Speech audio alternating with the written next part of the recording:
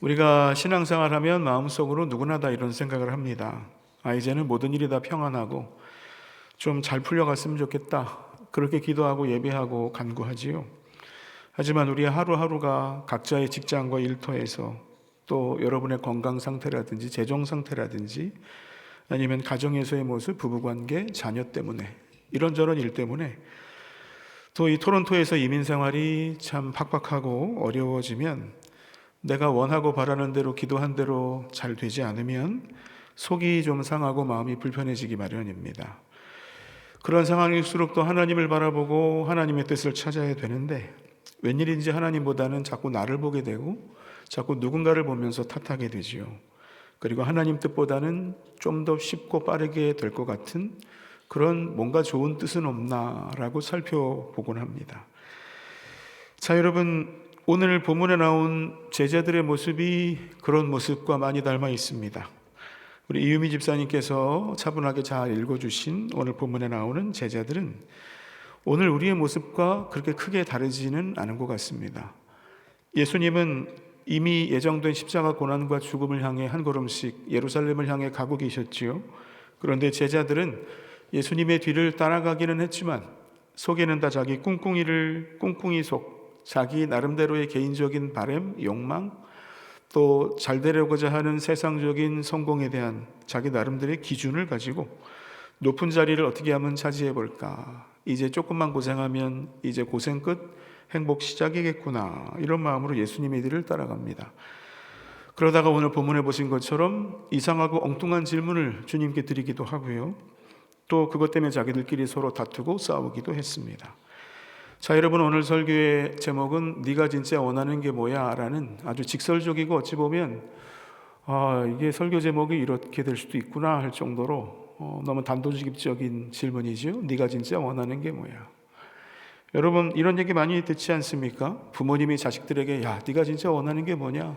친구가 친구끼리, 아니면 부부관계에서, 아니면 교회 안에서도 당신이 진짜 원하고 바라는 게 뭡니까? 조금 더 나아가면 당신 왜 예수 믿습니까? 너 왜 교회 다니는데? 라는 마음속에 담아두었던 질문이 솟구칠 때가 있지요. 예수님이 바로 이 제자들에게, 또 제자들의 한 어머니에게 오늘 우리에게 말씀하십니다. 네가 진짜 원하는 게 뭐야? 네가 원하는 게 뭐니? 너 왜 예수 믿어? 너 왜 가든교회 다녀? 여러분, 오늘 본문에는요, 두 명의 제자들과 그 제자를 낳은 어머니 한 사람이 나오죠. 근데 이 어머니는 예수님과 가까운 혈연 관계이기도 했습니다. 예수님의 이모였습니다. 이모. 그리고 야고보와 요한이라는 예수님의 제자 중 유명했던 두 사람의 엄마이기도 했습니다. 근데 이 사람이 오늘 예수님께 불쑥 나서서 인사청탁을 하죠. 인사청탁을 합니다. 대한민국의 어머니들, 이 세상의 모든 어머니들이 자녀를 기사랑하는데 특별히 아들 사랑이 아주 깊습니다. 오늘 이 어머니도 마찬가지였습니다.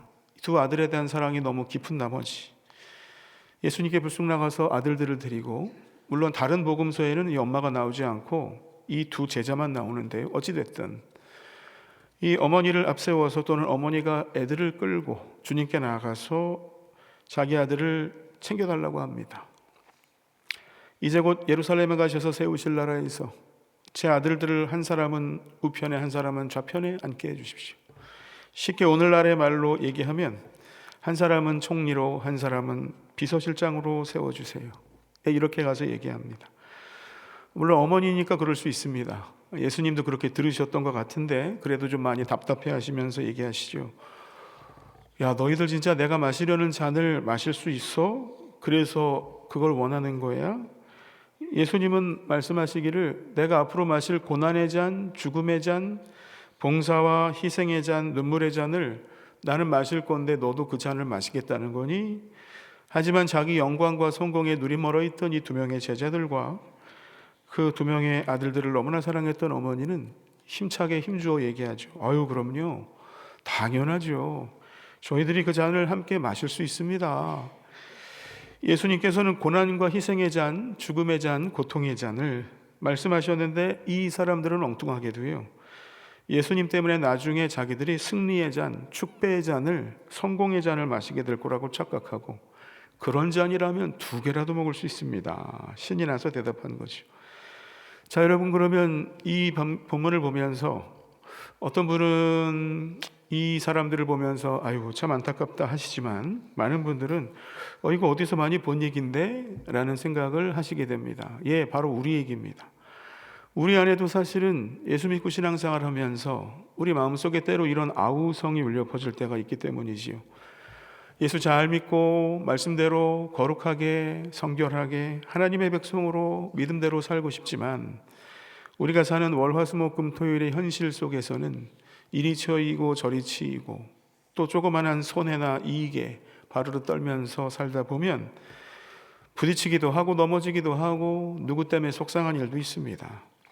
그래서 주님께 기도하지요.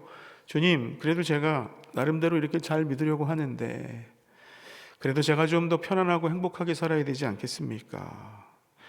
하나님, 저에게 좀 복을 주셔서 좀 편하게 살게 해주세요. 여러분, 우리 마음속에도 제자들에게 있었던 것 같은 그런 마음이 한켠에 숨어 있습니다. 내가 신앙생활을 이렇게 나름대로 열심히 하고 있는데, 잘하고 있는데, 봉사도 잘하고 있는데 그래도 하나님이 이걸 보시고서라도 복을 주시지 않을까, 성공하게 해주시지 않을까라는 그런 작은 소망들이 있습니다. 여러분, 그런 소망은 가져야 됩니다. 그거 나쁜 거 아닙니다. 가지셔야 돼요. 구하셔야 돼요. 바라셔야 됩니다. 우리 하나님은 반드시 주십니다. 제가 여기서 말씀드리는 이유는요, 그게 아니고, 그게 잘못됐다는 것이 아니고, 전후 관계가 바뀌거나 여러분 본질과 목적이 헷갈려서는 안 된다는 말씀을 드리는 겁니다. 그 복과 은혜는 잘 믿으면 따라옵니다. 달라고 간구하고 떼쓰지 않아도 하나님이 이미 다 예비해 주셨어요. 차고 넘치도록 주실 텐데, 혹시 우리 믿음생활, 신앙생활이 오늘 본문에 나오는 제자들처럼 지금 너무 힘들고 어려운데 조금만 더 참으면, 이제 예루살렘에 가기만 하면 저 예수님이 기적과 놀라운 말씀으로 사람들을 다 깨우쳐서 로마를 뒤집어 엎고 새로운 다윗의 왕국을 세울 때 저 주님이 왕이 되시겠지. 그래서 조금만 고생하고 조금만 참으면 이제 곧 나에게 장관 자리라도 의원 자리라도 떨어지지 않을까라는 생각으로 우리의 신앙이 어떤 특별한 나의 이익을 얻기 위한 목적으로, 그런 도구로서 변질돼서는 안 된다라는 말씀을 드리는 겁니다. 우리의 믿음은요, 우리의 신앙생활은 나중에 목돈으로 돌려받기 위해서 지금 은행에 조금씩 저금하는 그런 게 아닙니다. 좋은 뭔가를 얻으려고 계산기를 열심히 두드리면서 따라가는 그런 길도 아니라는 거죠. 아무런 자격이 없는데 하나님께서 우리를 사랑하셔서 구원하시고 자기의 아들마저 십자가에 달려 죽게 하시기까지 우리를 그 사랑과 은혜로 살리신 그 하나님의 은혜를 입은 사람들이라는 겁니다. 그래서 우리는 값없이, 노력 없이, 대가 없이 그 은혜와 선물을 받아 누리니 하나님을 사랑하고 하나님을 기뻐하며 따라가야 된다라는 말씀을 드리는 겁니다. 여러분, 복은 따라오는 겁니다. 복은 쫓아 사는 게 아니고요, 복은 따라옵니다. 여러분, 한국에서 유명한 말도 있잖아요. 웃으면 복이 와요. 예, 그것도 일부분의 진리를 담고 있어요. 웃으면 복이 따라온답니다. 복을 얻으려고 웃는 것과 잘 웃었는데 복이 따라오는 것과는 다르지요. 신앙생활도 마찬가지입니다. 복을 받으려고 신앙생활을 하려는 것보단 잘 믿고 하나님을 사랑했더니 복을 주셨다. 이게 바른 전후관계라는 거지요. 자, 여러분, 그런데 우리가 잘 압니다. 제가 이 얘기를 여러분이 몰라서 드리는 게 아니죠. 저보다 더 잘 설명하실 수 있는 분들도 여기 계세요. 그런데 실제로 살다 보면 그게 잘 안 되더라는 거죠. 마음처럼 일이 내 뜻대로 잘 안 될 때가 있어서 세상 사는 게 되게 힘드네. 예수 믿고 살아도 이렇게 어려운가? 다른 사람도 다 그런가? 라는 그런 질문이 터져나올 때가 있다는 겁니다. 그런데 여러분, 오늘 본문과 연결시켜 생각하자면 그럴 때가 진짜 있습니다. 내가 잘 이유를 모르겠어요. 도대체 왜 이런 상황이 생겼는지 모르겠지만 하나님께서 잠시 나에게 눈물의 잔, 고민의 잔, 인내의 잔을, 고난의 잔을 나한테 디미실 때가 있다라는 거죠. 예수님도 제자들에게 하신 말씀이 그거예요. 야, 내가 너희에게 줄 잔은 승리의 잔, 성공의 잔, 축배의 잔이 아니라 내가 마시게 될 십자가의 잔, 고난의 잔, 눈물의 잔, 희생의 잔인데 너 그거 진짜 먹을 수 있어? 너 그거를 마실 수 있어? 예, 그럼요. 아유, 주세요. 먹을 수 있습니다. 이렇게 오늘 본문에 나오잖아요. 우리에게도 똑같은 상황이 생길 수 있다는 겁니다. 하나님이 왠지 모르지만 나는 성공의 잔을 받고 싶고, 나는 뭔가 축하의 잔, 뭔가 영광의 잔을 받고 싶은데, 하나님이 왠지 인생의 이 순간에 인내의 잔을, 고난의 잔을, 눈물의 잔을 건네시는 거예요. 그러면 마음속으로 이렇게 생각하실 수도 있습니다. 아우, 하나님 이건 아니죠. 아니, 하나님 제가 이러려고 예수 믿는 것 같으세요? 아유, 그래도 이러면 안 되시죠. 이렇게 주님께 그 잔을 튕겨내거나 거절하면서, 아니 이거 말고 다른 잔 없습니까 주님? 그 외에 딴 사람들 잘 받는 그 축복의 잔, 그 성공의 잔을 좀 이제 저한테 주시지요 라고 말하실 수 있는데, 자 여러분, 오늘 본문에서 주님이 제자들에게 원하셨던 것은 이런 겁니다. 주님, 제가 이 잔을 보니 참 두렵습니다. 제가 예상하거나 기대하거나 바른 곳은 아닌데 지금 저에게 눈물의 잔을, 인내의 잔을, 쓰디쓴 고난의 잔을 왠지 모르지만 주시니 하나님을 믿고 그 잔을 제가 받겠습니다. 죽을 것 같지만 다시 살아날 줄로 믿습니다. 이 잔을 마시고 오직 제 안에 예수만 살게 해주세요 라고 그 잔을 받기를 원하신다. 여러분, 이게 오늘 본문의 첫 번째 메시지입니다. 그래서 여러분, 신앙생활은 여러 데피니션, 정의로 얘기할 수 있는데 신앙생활은 뭡니까? 라고 누가 물어보시면 그거 하나님한테 항복하는 겁니다. 이렇게 얘기하셔도 돼요. 예수 믿는 게 뭐예요? 교회 다니는 게 뭡니까? 그거 하나님께 항복하는 겁니다. 나를 내려놓고 하나님께 항복하는 거예요. 하나님께서 사랑하시는 귀하신 여러분, 2월의 마지막 그리고 남은 올 한 해 2026년도 순간순간 하나님께 항복해 보시기 바랍니다. 그러면 지는 게 아니고요, 진짜 이기게 되실 거예요. 여러분이 그렇게 소망하고 갈망하던 진짜 승리와 주 안에서의 행복과 예수 안에서의 성공이 그 항복 이후에 주시는 복으로 따라올 겁니다. 그거를 얻으려고 따라가시면 잘 안 잡힐 거예요. 하지만 여러분, 항복해 보세요. 주님의 잔을 함께 나누시면서 항복해 보시면 진짜 승리를 얻게 되실 줄로 믿습니다. 그 다음 이야기는요, 제자들이 난리가 났습니다. 예, 난리가 났어요. 근데 여러분, 본문을 보셨죠? 이거 누가 한 얘기입니까? 예수님과 그 제자 2명과 엄마 4사람이 대화한 얘기죠. 그런데 이 얘기가 제자들에게 바로 즉시 흘러갔어요. 예수님 제자 공동체에도 그런 사람이 있었던 것 같아요. 다른 사람 일에 관심 많은 사람. 왜 갔어? 저 엄마하고 저 요한하고 야고보가 주님하고 뭐 얘기하고 있네. 내가 좀 들어야 되겠다. 살며시 다른 일 하는 척 하면서, 마당을 쓰는 척 하면서 가서 귀를 쫑긋 세우고 들었던 것 같아요. 여러분, 어디나 이런 분은 계시는데, 자, 오늘도 누군가 그랬던 것 같아요. 이 엄마와 2 아들이 다시 제자들이 있는 곳에 갔더니 10명의 제자들이 난리를 칩니다. 화내고 비난하고 분노를 폭발해요. 아이고, 이런, 사실 내가 먼저 예수님께 말씀드려야 됐던 건데 저 녀석들이, 아니 엄마까지 데리고 가서 저랬어? 아, 이건 반칙이지. 야, 너희들 일로 와봐. 그러면서 서로 언쟁하고 싸웠던 것 같습니다. 이게 뭡니까 여러분? 나머지 10명도 똑같았던 거지요. 예수님을 따라가고 예루살렘 올라가는 목적이 다 똑같았습니다.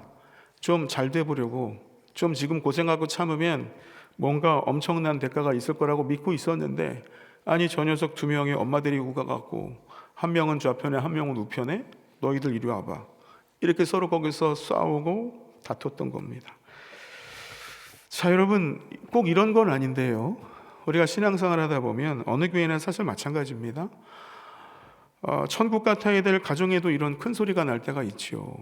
그리고 한 마음으로 일해야 될 직장에서도 일하는 분들끼리 마음이 갈리거나 다투거나 싸울 때가 있습니다.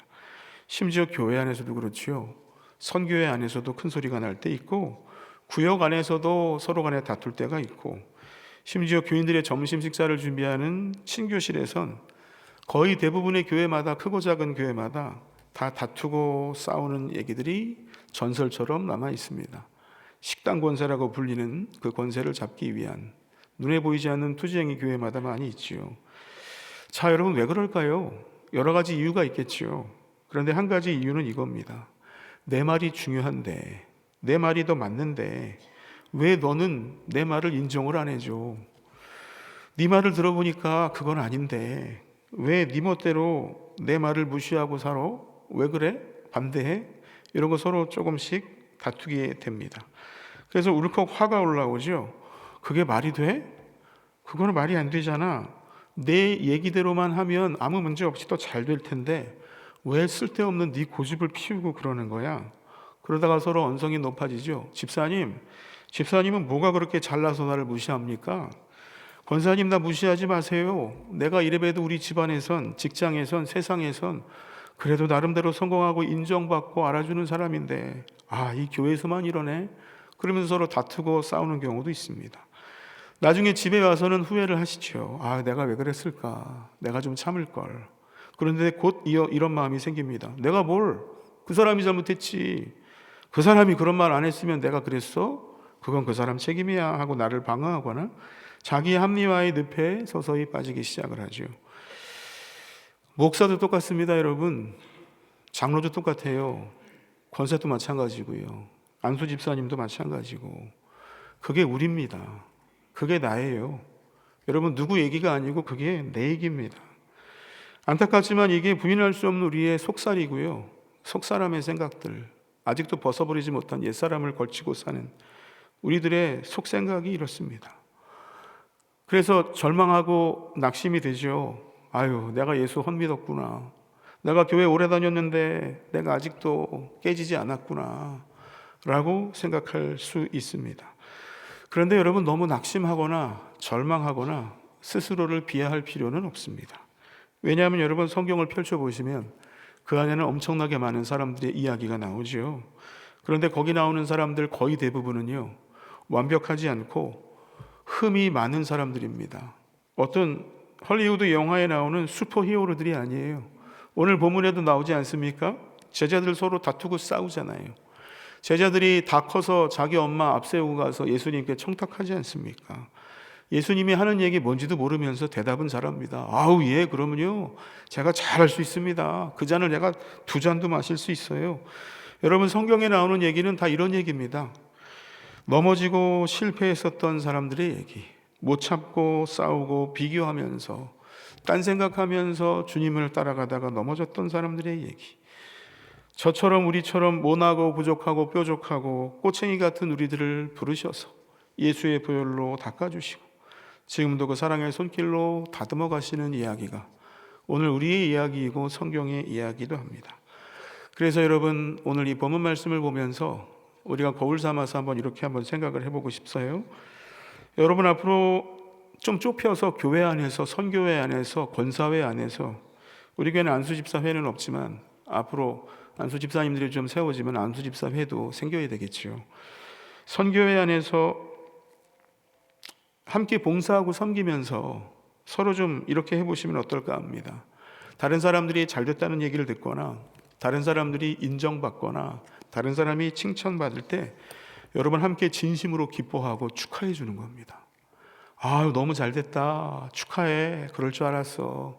그래, 내가 너 위해 기도했어. 잘 될 줄 알았어. 하나님 이렇게 은혜를 주셨네. 너무너무 잘 됐다. 진정으로 축하해 주는 겁니다.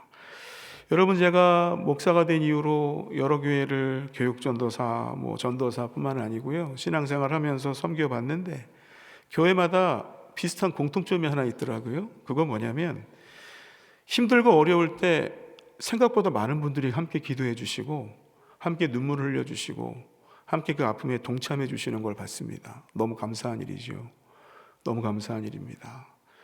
그런데 여러분 좀 놀랄 만한 일인데요, 오히려 누가 잘 됐다 그럴 때, 누가 정말 다른 사람에게 칭찬을 받거나 성가대 안에서 아니면 교사로서 교회 학교 안에서 구역 안에서 아니면 어떤 모임 안에서 누가 칭찬받고 누가 잘했다고 박수받고 어느 집안에 누가 이렇게 됐다고 하면 생각보다 정말 함께 기뻐하는 사람들이 그렇게 많지 않더라고요. 이상하죠? 더 많을 것 같지 않습니까? 그런데 진심으로 함께 기뻐하고 정말 즐거워하고요, 그래, 네가 잘 돼서 내가 정말 기쁘다. 이런 분들이 좀 적었어요. 아프고 힘들 때는 같이 진짜 눈물 흘리고 아파해 주세요. 그런데 잘 되고 기쁠 때 정말 기쁜 마음으로 내 일처럼, 내 자식이 잘 된 것처럼, 내가 그렇게 된 것처럼 기뻐하는 분들이 생각보다 많지 않더라. 여러분, 이게 바로 한국교회, 이민교회, 이 현대교회의 비극인 것 같습니다. 마음 한켠에 왠지 모를 시샘이 있는 거예요. 질투가 있습니다. 왠지 그 사람이 잘 되는 게 내가 안 되는 것 같아요. 그 사람이 올라가면 내가 밑으로 떨어지는 것 같지요. 특히 한국 교회는 더 심합니다. 한국 사회가 그러니까요. 1등만 기억한다고 하고 2등, 3등은 패배자처럼 취급하지 않습니까? 한 번의 실수로 돌아갈 수 있는 길이 한국 사회에는 없지요. 좀 딴 얘기지만 여실히 드러나는 게 언제일까요? 올림픽 때 보시면 확실히 드러나지요. 저는 예전에 어렸을 때 이해할 수 없었던 일이 하나 있었습니다. 그건 뭐냐면 올림픽 경기를 이렇게 시상식을 보면 한국 사람들은 은메달이나 동메달을 따면 죄인처럼 고개를 숙이고 혼난 어린이가 어쩔 수 없이 매맞으러 나간 것처럼 거기 서서 쭈뼛쭈뼛해요. 그런데 외국 사람들은 보면 2등을 하고 3등을 했는데 왜 그렇게 좋아해요? 은메달을 땄는데 너무 기뻐하는 거예요. 동메달을 땄는데 너무 신나하는 거예요. 어렸을 땐 이해가 안 됐어요. 왜 저러지? 1등만 즐거워해야 되는 거 아니야? 그리고 더 납득할 수 없는 건 그 사람들이 1등 했다고 막 박수 쳐주고 축하해 주는데 그 모습이 진짜처럼 보이는 거예요. 그래서 저게 가능한가? 중고등학교 때 어릴 때는 잘 이해가 안 됐어요. 근데 크고 나서 알게 됐죠. 우리가 잘못된 거구나. 이 사회가 잘못된 거구나. 교회 문화가 잘못됐네. 성경을 봤더니 성경은 바르게 얘기하시는 거예요. 함께 웃고 함께 울라. 즐거울 때 함께 웃어주고 기뻐해주고 박수 쳐주고 슬플 때 같이 울어주고 내 아픔처럼 울어줘. 이게 바로 사도 바울이 보낸 거거든요. 며칠 전에도 그런 일이 있었지요. 대한민국의 17살인가요? 아주 젊은 우리 소녀가 2번 실패하고 마지막 3번째 잘해서 성공해서 금메달을 땄잖아요. 그 소녀는 물론 몸도 아프고 해서 눈물 흘리고 하는데 2등이 더 기뻐하더라고요. 은메달 딴 사람이. 미국의 한국계 미국인인데 이전에 2번의 올림픽에서 2번 금메달을 땄어요. 이번에도 거의 금메달이 확실시 됐는데 2번 실패하고 3번째 성공한 그 소녀 한국 선수 때문에 자기가 2등으로 내려갔는데요. 시상식에서 얼마나 기뻐하고 웃으면서 축하하는지. 심지어 미국의 언론들이 야 이거 이상해. 원래 걔가 1등이 되면 안 되는 건데 야 2등이 원래 1등이 돼야 되는 거 아니야? 자기 미국 선수가 1등이 돼야 된다고 막 1등을 공격했는데 오히려 그 선수는 아니야 이 사람이 1등 맞아. 나는 오히려 기쁜데 은메달 따도 좋아 라고 얘기하는 그런 얘기를 보면서 그렇구나. 여러분 오늘 본문에 나오는 그 얘기가 그렇습니다. 바로 이게 우리의 얘기죠. 영국의 유명한 부흥 강사였던 스펄전 목사님이란 분이 이런 얘기를 했다죠. 내 손에 보석이 쥐어지고 내 손가락에 보석이 끼어지면 내 발도 함께 기뻐해야 됩니다. 여러분 이게 무슨 얘기입니까? 한 사람이잖아요. 머리도 발도 허리도 무릎도 다 한 사람인데 그 사람의 손가락에 보석이 끼어지면 손가락만 영광을 받고 즐거운 게 아니고 그 한 몸인 발도 기뻐하고 손도 기뻐하고 머리도 기뻐하고 허리도 기뻐하고 등허리도 기뻐하고 여러분 한 몸이기 때문에 함께 기뻐하고 영광을 받는 게 맞다라는 얘기를 하셨다고 합니다. 왜 하셨을까요? 그 당시에 스펄전 목사님이 목회할 때도 안 했으니까 그런 거겠죠. 잘하고 있으면 그런 얘기 뭐하러 합니까? 공부 잘하는 애한테 공부 좀 해라 이놈아 라고 부모님들 얘기 안 하시잖아요. 그때도 그랬던 것 같아요. 교회 안에서 정말 기뻐하지 못하고 시샘하고 질투하고. 하나님께서 사랑하시는 귀하신 여러분, 어떤 권사님의 기쁨이 곧 내 기쁨이 되는 교회, 내 즐거움이 다른 분의 즐거움이 되는 교회, 다른 사람이 울면 나도 함께 눈물이 나는 교회, 내가 괴로워하면 우리 구역 식구들이 선교회 사람들이 함께 눈물을 흘리며 기도해 주는 그런 교회, 그런 가든교회 되기를 간절히 바랍니다. 그리고 우리가 그렇게 만들어 가게 되기를 간절히 축원합니다. 마지막으로 여러분 Back to Basics라는 이 작은 소주제 아래 있는 주제 중에 섬김이라는 주제가 오늘 본문에 이제서 나옵니다. 여태까지 우리 예배, 말씀, 기도, 찬양, 봉헌에 대한 말씀 나눴지요. 이제 오늘은 사실 섬김에 대한 말씀을 드리려고 하다가 섬김에 대한 얘기로 설교를 준비해 봤어요. 근데 좀 듣기가 여러분 지루하시고 조금 불편하실 것 같아서 세 번째 대지로만 넣었습니다. 예수님이 말씀하세요. 너희 중에는 그렇지 말아야 된다. 아주 단호하게 말씀하시죠. 너희 그러면 안 돼. 이렇게 말씀하신 겁니다. 그러면서 뭐라 그러시죠? 누구든지 크고자 하는 자는 너희를 섬기는 자가 되고 으뜸이 되고자 하는 자는 너희의 종이 되어야 하리라. 이 말씀을 오해하시면 안 됩니다. 여러분, 예수님은 크고자 하는 게 나쁘다고 얘기하신 적이 없어요. 예수님은 으뜸이 되지 말라고 그거 교만한 거라고 얘기하신 적이 없어요. 크라고 얘기하세요. 1등이 되라고 하십니다. 으뜸이 되라고 하세요. 그런데 방식을 달리 얘기하시는 거예요. 세상의 방식대로가 아니라 예수의 방식, 복음의 방식대로 커지고 으뜸이 되고 1등이 되라 라고 말씀하신 게 오늘 본문의 핵심입니다. 세상의 방식은 어떤 방식이길래요? 남을 꼭 이기고 짓밟고 승리해야, 제가 져야 내가 이기는 약육강식의 세계의 방식이지 않습니까? 근데 예수님은 말씀하세요. 너희가 진짜 크기를 원하니? 그래, 커야지. 그러면 남을 섬겨. 너희가 으뜸이 되기 1등이 되기 원하니? 그래, 그거 좋은 거야. 대신 섬겨. 그러면서 예수님 말씀하세요. 나도 그래서 온 거야. 인자에 온 것은 섬김을 받으려 함이 아니라 도리어 섬기려 하고 자기 목숨을, 아니 내 목숨을 많은 사람의 대속물로 십자가에서 주려고 온 거야. 섬김에 대한, 봉사에 대한, 희생에 대한 성경적 정의를 예수님이 오늘 말씀해 주십니다. 하나님께서 사랑하시는 귀하신 여러분, 우리는 이렇게 낮아지시고 십자가에 달리시고 피 흘리시면서 우리를 섬기시고 봉사하고 자기 목숨을 대속물로 주신 그 예수님의 섬김으로 구원받은 사람들입니다. 그렇게 구원받은 우리가 어떻게 해야 되겠습니까? 우리도 남을 섬겨야 되겠죠. 예수님을 생각해서 나를 굽히셔야 됩니다. 여러분, 예수님을 생각하지 않는 섬김은 사실 불가능합니다. 여러분 많이 해보셨죠? 저도 해봤습니다. 예수님을 생각하지 않고 기억하지 않고 섬기는 게 오래 못 가더라고요. 나를 생각하고 이게 좋은 거라고 생각하고 하면 얼마 안 가서 화가 납니다. 십자가를 기억하면서 어려운 일을 먼저 내가 하지 않으면, 십자가를 기억하지 않으면 하지 못해요. 여러분, 내가 받은 사랑과 섬김을 직장에서, 일터에서, 교회에서 몸을 좀 낮추고 입은 닫고 손과 발은 바쁘게 움직이면서 다른 분들을 섬기고 봉사의 자리에 서야 됩니다. 해보신 분들은 알아요. 이게 얼마나 힘든 일인지. 안 해본 분들은 뭐 하지 뭐, 그렇게 하지 뭐, 예수 사랑으로 하면 되지 라고 얘기하지만, 한번 해보신 분들은 그거 어렵지, 그거 힘들어, 그거 쉽지 않은데. 왜 그랬을까요? 예수님을 생각하지 않고 십자가를 기억하지 않으면 자꾸 섬기다 화가 날 일이 생깁니다. 자꾸 섬기다 어이없는 일이 생기고 그런 사람들이 내 앞을 가로막아요. 십자가와 섬김, 예수님에 대해서 묵상하지 않으면 여러분 섬기다 다투고 싸울 일이 많아집니다. 많아져요. 제가 예전에 섬기던, 부목사로 섬기던 가까이 있었던 교회에서는요, 주차 관리하시는 분 중에 시험 보는 분들이 많았어요. 왜 그랬을까요? 교회에 오시는 분들이요, 주차 관리는 성도들도 다 그 교회 집사님이고 장로님이고 권사님이신데 하대하는 거예요. 여기다 좀 세울게요. 그럼 예, 집사님 저쪽에 세우셔야 돼요. 왜 이렇게, 내가 여기 세우고 갈 테니까 알아서 해 하고 지나가 버려요.